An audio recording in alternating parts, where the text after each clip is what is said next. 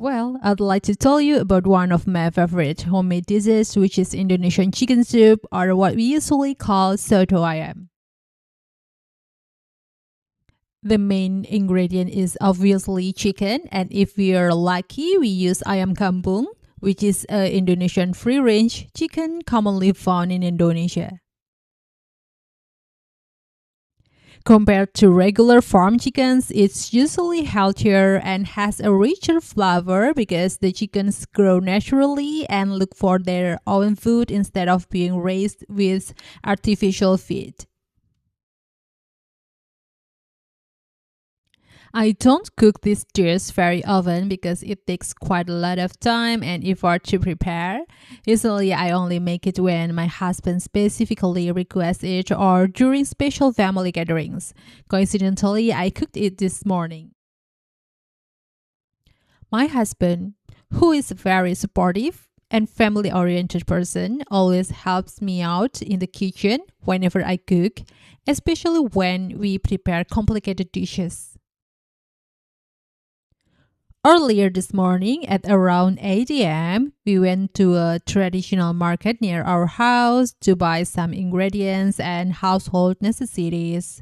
Thankfully, we managed to get fresh ayam kampung from our elderly neighbor, so it also felt nice because, in a way, we were supporting her small business.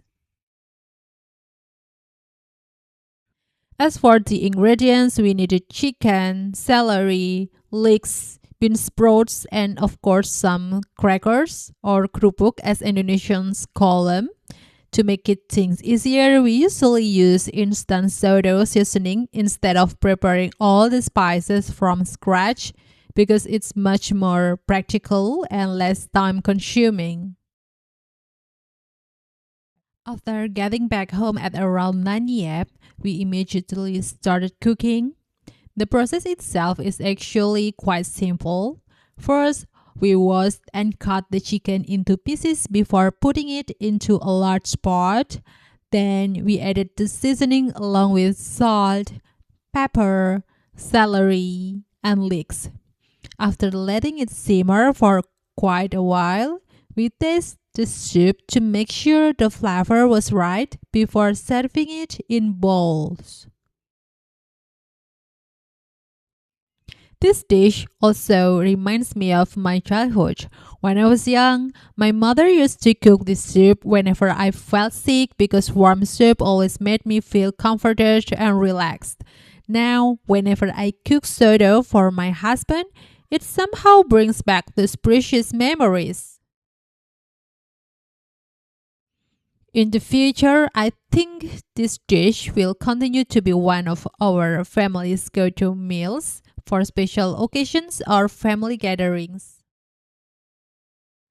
Even though I felt a little tired after spending hours preparing everything, I genuinely enjoyed the whole experience because I had my husband helping me the entire time.